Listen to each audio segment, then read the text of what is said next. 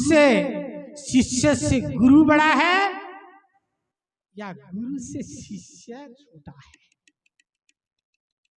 क्यों कि इस शब्द इस प्रकार मेरे समझ में स्पष्ट लग रहा है मुझको कि जब शिष्य गुरु का चरण को अगर स्मरण करता है, गुरु की चरण को यदि पूजा करता है, तो गुरु शिष्य को भी पूछता है, शिष्य को भी स्मरण करता है।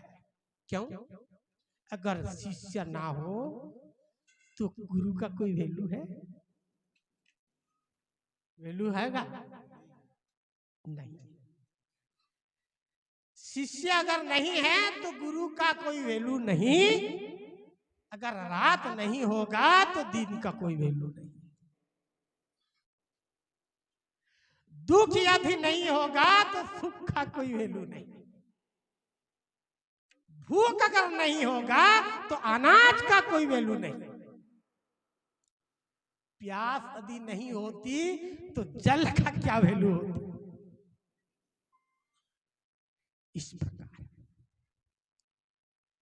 गुरु और शिष्य में मतभेद नहीं होना चाहिए।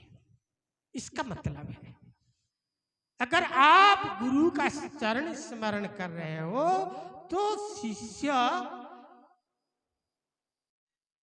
का हित के लिए और शिष्य को भी अपना आत्म सम्मान गुरु देने का पद्धति है अपने संप्रदाय में।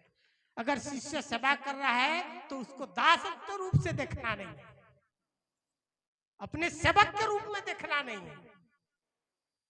क्यों? कि उसके अंदर भी अलेख प्रभु का वास है। अगर अलेख प्रभु का वास है तो मुझ में और उसमें अंतर क्या है? इसलिए समानता का स्थान महिमा धर्म में दी गई है।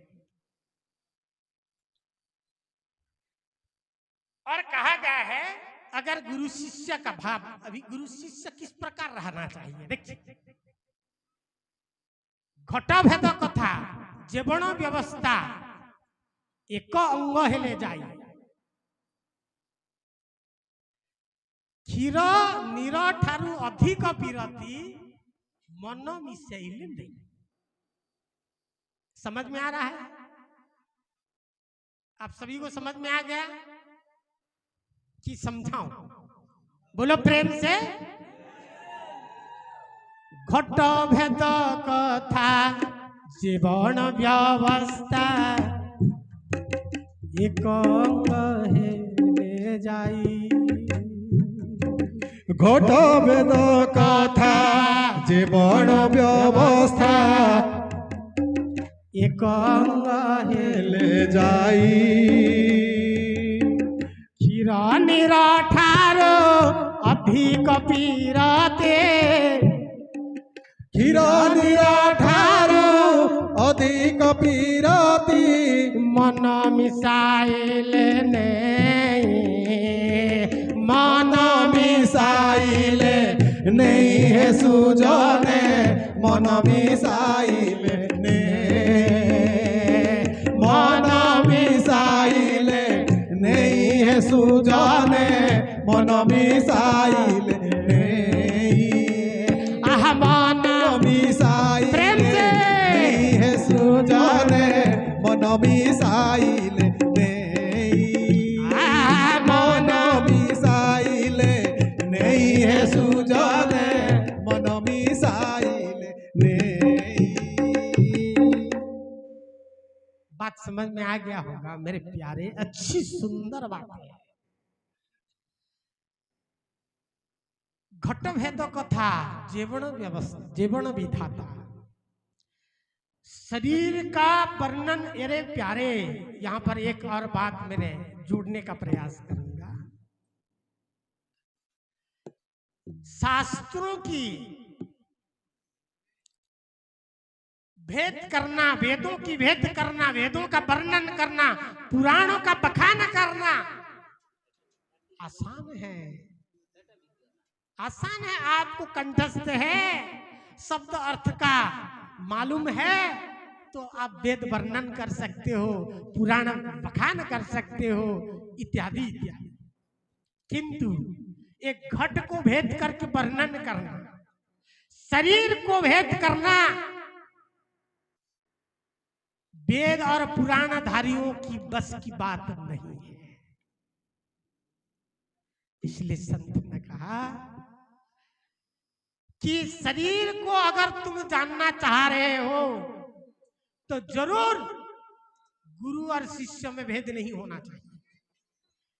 एको अंग है ले जाइए, कैसा कैसा होना चाहिए? एक किस किस ने? गुरु और शिष्य का शरीर कैसा होना चाहिए? एक अंग। एक अंग का मतलब गोटे। और एक शरीर करके हम कब जानेंगे गुरु और शिष्य एक शरीर है? ऐसा करके कब जानेंगे? तब जानेंगे गुरु को अगर जब दुख होता है तो शिष्य को जब दर्द लगना चालू हो जाए, शिष्य को जब दुख होता है तो गुरु को दर्द लगना चालू हो जाए, तब पता चलेगा कि इनका एक अंग है। इधर गुरु घूर रहा है, शिष्य टहल रहा है, मजा से घूम रहा है, तो हम कैसे जानेंगे एक शरीर है? पैर में अगर कांटा चुभता है तो मस्तिष्क को दर्द होना चाहिए, तब ही पता चलेगा कि ये पैर शरीर का एक अंग है, एक ही अंग है, तभी मस्तिष्क को दर्द हो रहा है। उसी प्रकार शिष्य को अगर कांटा चुभता है तो गुरु को दर्द होना चाहिए, गुरु को अगर कांटा चुभता है तो शिष्य को दर्द होना चाहिए।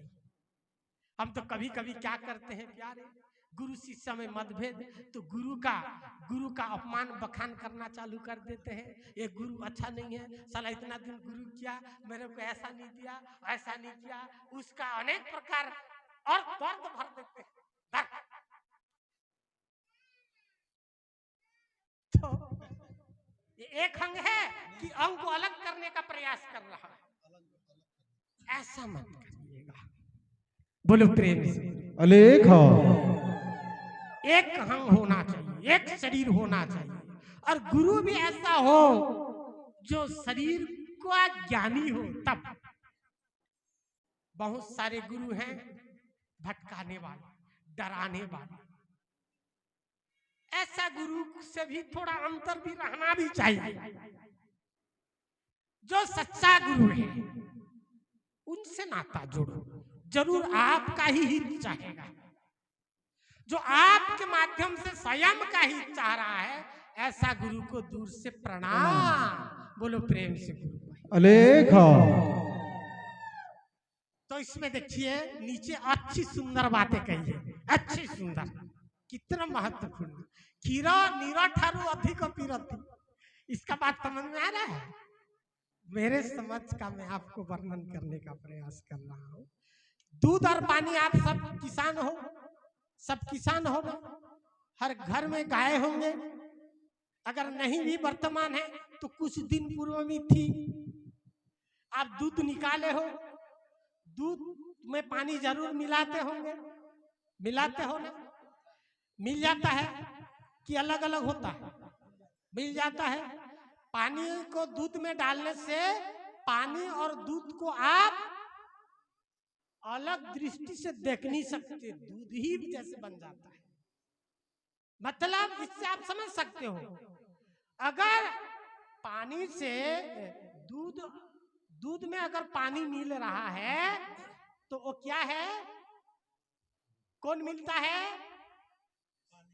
पानी नहीं, ये प्रेम ही मिलता है। अगर पानी दूध से दुश्मन होता ना, कभी नहीं मिलता। बोलो प्रेम से गुरु। कोई भी प्राणी तब मिलते हैं प्यारे, कोई भी वस्तु तब मिलते हैं प्यारे जब उससे प्रेम। बिना प्रेम से कोई किसी से कभी ना मिला है ना मिला।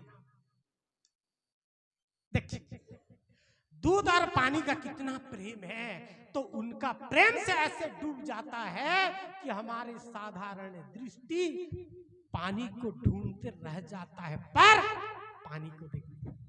यह प्रेम, यह प्रेम। यानी संत कबीर जी कह रहे हैं ऐसा गुरु और शिष्य का प्रेम होना चाहिए, किंतु इतना नहीं। दूध और पानी जैसे मिलते हैं प्रेम से, उससे भी ज्यादा। अच्छा, यहां फिर क्या अंतर दिखा संत कबीर जी को?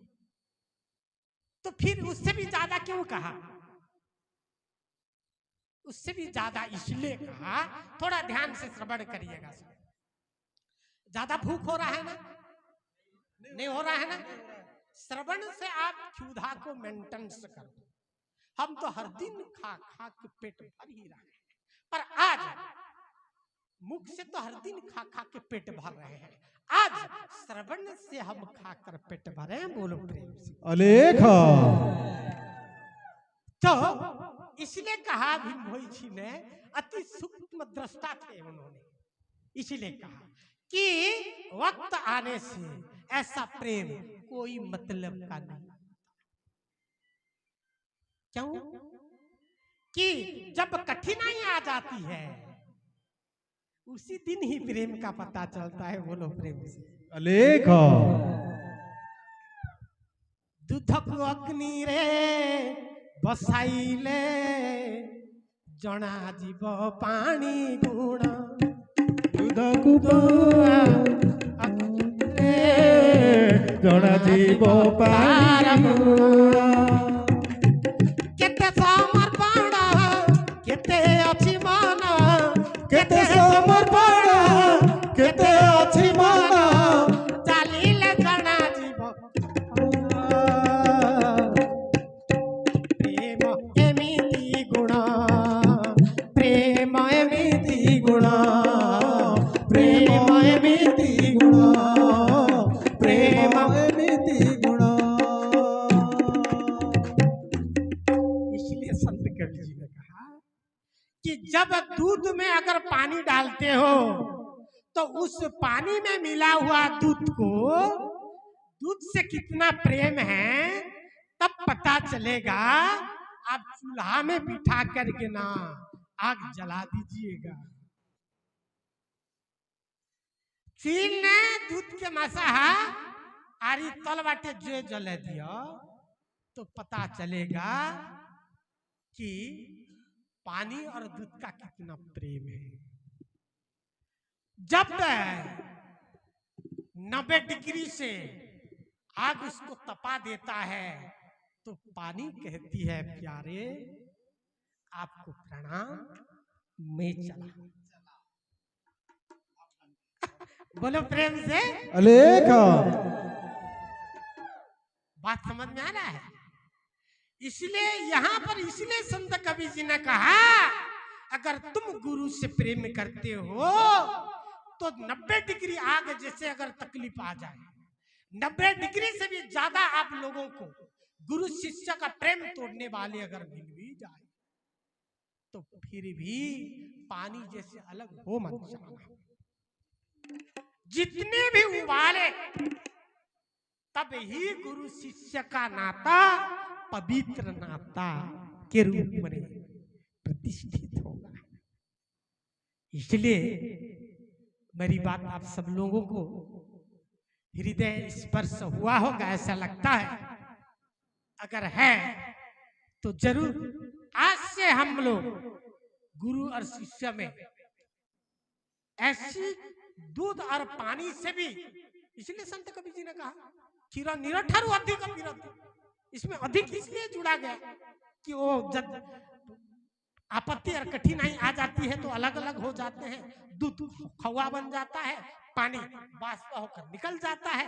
ऐसा कठिनाई में भी अगर जो गुरु शिष्य कभी अलग नहीं होते, वही गुरु शिष्य है, वही हमारे परंपरा है, वही वास्तविक भक्ति है, वही समर्पण है। यह समर्पण के साथ इस गुरु पूर्णिमा से हम एक दिशा अलग करना चाह रहे हैं, एक दिशा अलग करना चाह रहे हैं। जिस प्रकार हम चलते आ रहे थे इस गुरु पूर्णिमा